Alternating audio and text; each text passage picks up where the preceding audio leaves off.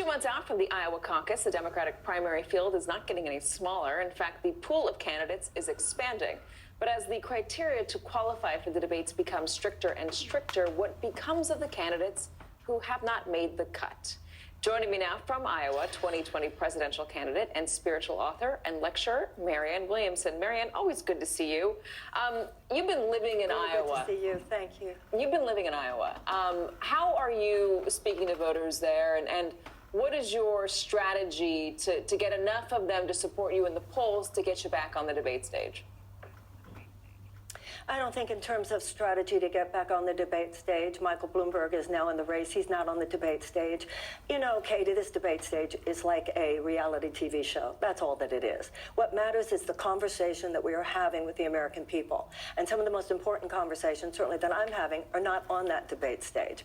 And when you ask about Iowa, one of the most important conversations has to do with what agribusiness has done to the U.S. farmer.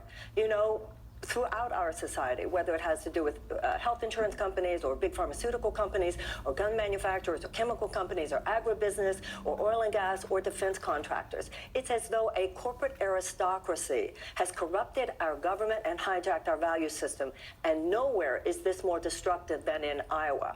Because what has happened is a devastation of the U.S. farmer, a devastation of the land. We have farmers who are committing suicide. We have bankruptcies that are exploding. And this has led to such a lack of crop diversification. It has poisoned our food supply.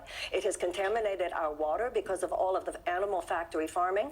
And the agencies that were set up, you know, years ago, the U.S. government would be protecting the farmer. But ever since the 1970s and 80s, the government in this area, as in so many, does more to advocate for and protect the corporate overlords than it does to protect and advocate for the U.S. citizen.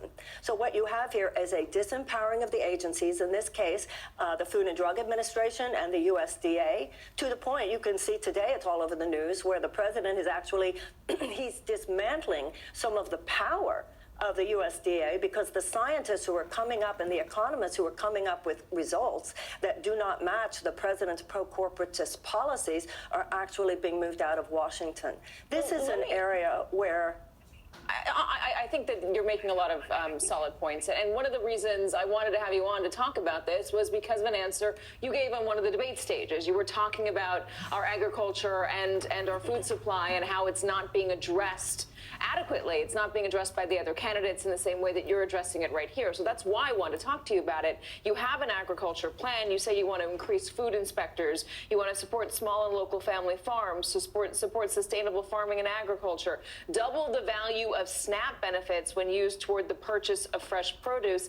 That's really key because right now a lot of those food stamps do not allow you to buy fresh produce. They're not valuable enough to buy fresh produce and stuff like that. Ban advertising of junk food that targets children, revamp animal cruelty laws to focus on farm foods. Why do you think that you are the best candidate to address these issues? It's not that I'm the best, it's that I'm the only candidate who's addressing these issues. And I'm the only candidate who's talking about the connection of these issues to health care. We're having a conversation about health care that treats the symptoms, but doesn't get into the cause. If we're going to talk about root cause, we have to discuss why are Americans so sick? Why do we have such a higher level of chronic illness in our country than in other countries of comparable wealth? And the reason is because of all the contaminants in our water. So the reason is because of all the carcinogens in our food. And the toxins in our air, all of which go back to agribusiness, oil and gas, chemical companies. How do you push back against that? If you were the president of the United States and you were competing in the field of ideas in Washington with the power of lobbyists, with the power of big corporate donors to presidential campaigns, to senatorial campaigns, congressional campaigns, how do you fight against that? That's why you need someone like me, Katie, because I'm not part of that. That's the whole point. I understand you're not part of it, but the rest of the people in Washington are part of it. That's kind of my point, isn't it? So first of all, you start with your Secretary of Agriculture. Right now, Sonny Perdue, our Secretary of Agriculture, he's a total pro-corporatist type. He says, if you're not big, get out. This is a pro-corporatist government. And when we talk about a pro-corporatist government, people need to understand what this means. There is a virulent strain of capitalism. It's not capitalism itself, because I'm pro-capitalist, but this is a virulent strain of capitalism that has corrupted our government. It has gained control and ascendance ever since the 1980s.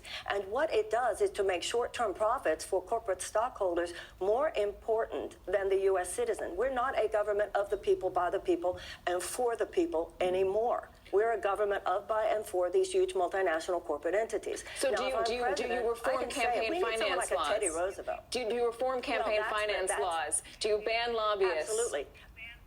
Yes, because that's the cancer underlying all the cancers. All the undue influence of these corporate money on our government is the cancer underlying all the other cancers. You and I both know that it's not reasonable to think that Citizens United is going to be overturned anytime soon, but we can have federal funding. We can have federal funding of all, public funding of all federal campaigns, which is the first legislation I would submit. And ultimately, we need a constitutional amendment. Until we get the money out of politics, that's the dirty poison underneath all of this. Can I ask Absolutely. you one fun question before we go? And I'd love to have you back on another time as well. But I read the profile of you by Taffy Brodesser-Akner in the New York Times, and I just thought it was a brilliant profile of you, and it brought a lot more attention to you in a serious way that you had not been getting before that, at least on the political stage. At the end of her article, though, she says this, and I'm just very curious. There at her dining table, she leaned forward and said something that was beautiful to me about the way the universe restores order to itself. It was filled with the kinds of words that start memes. She asked that it stay off the record, but I wish she hadn't, because it did what it was supposed to do, girlfriend, which is that it helped me feel better. Marianne, can you tell us what you said? I'm not sure what I said to her that day, but you know, Katy, as well as I do, that anytime I start talking about things from a larger, more expanded philosophical vision, it is used by those who want me out of the conversation to feed a false narrative that I'm just some kind of a whack job.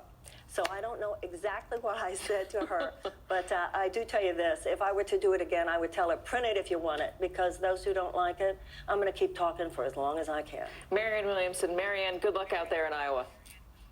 Thank you. Thank you. And happy